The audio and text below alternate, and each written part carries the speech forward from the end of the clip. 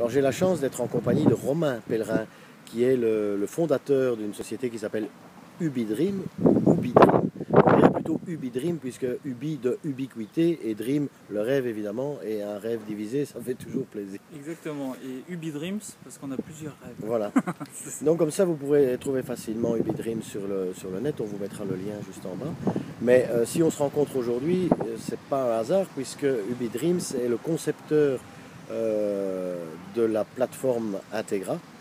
Et ce qui ne gâte rien, c'est que c'est une toute nouvelle technologie, et aujourd'hui une toute nouvelle technologie open source. Donc un nouveau framework, on peut appeler ça comme ça, qui vient sur le marché et qui a déjà une reconnaissance officielle, puisque le OW2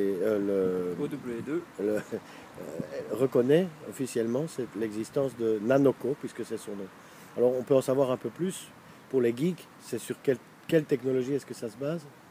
Oui, alors c'est une technologie web, donc intégralement JavaScript, qui permet en fait de développer votre application web compatible de manière universelle, c'est-à-dire avec l'ensemble des supports, mobile, tablette, smartphone, téléconnecté, site web classique, etc.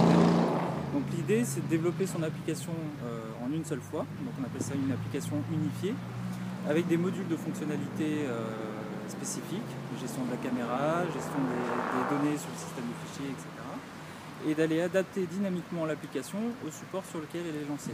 Alors on parle là de l'ergonomie ou du système. L'ergonomie est responsive, c'est-à-dire que ça s'adapte aux appareils. Oui, sur l'ergonomie, là on utilise les outils tels que Bootstrap, etc. qui permettent d'adapter l'interface graphique.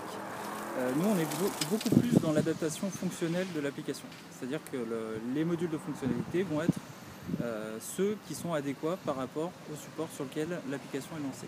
Je suis sur un smartphone, j'ai des fonctionnalités de prise de photo.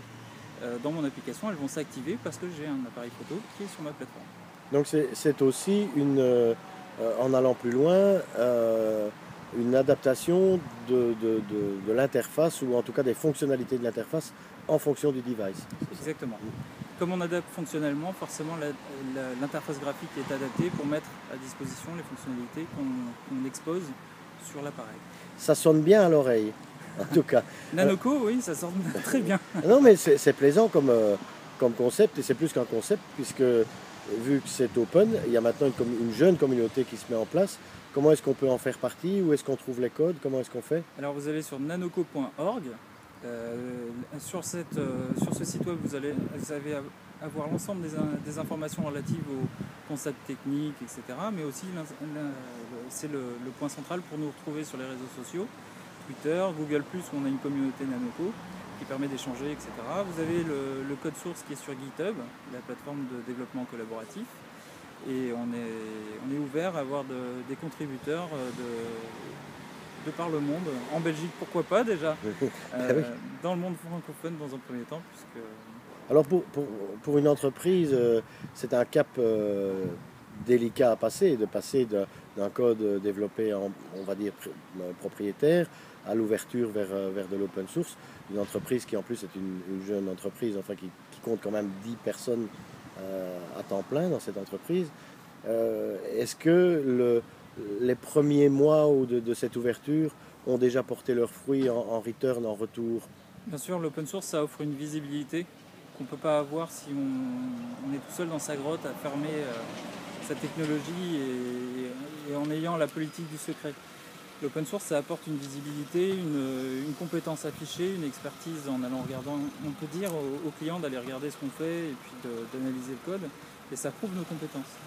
Et d'autant plus que le code source n'est pas la réelle expertise pour moi d'une société, c'est plutôt l'approche qu'on en a, comment on la place dans le temps, comment on va la faire évoluer au fil des années, etc. Donc là, on ne perd pas d'expertise à mettre en open source, et pour moi, c'est le modèle économique à adopter aujourd'hui. Aux États-Unis, c'est déjà largement le cas, il faut que l'Europe y passe aussi.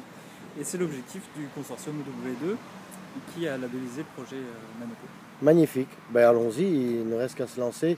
Et pour avoir une démonstration pratique de Nanoco, integra.tv, TV comme travel, puisque voilà, integra.tv. Et vous pouvez aller sur le site ubidreams.com où on organise des démos tous les mardis matin à 11h. de la technologie Nanoco par notre directeur technique. Donc vous enregistrez en ligne, et puis vous avez une démo gratuite. Et ubidreams.com est sur WordPress? Non, ubidreams.com est sur Nanoco. C'est comme quoi, c'est pas toujours le cordonnier le plus mal chaussé. Hein. Voilà. Exactement. Merci Romain pour ces précisions. à Et puis on espère que cette communauté Nanoco va grandir et trouver des échos à l'international bientôt. J'espère aussi. Merci.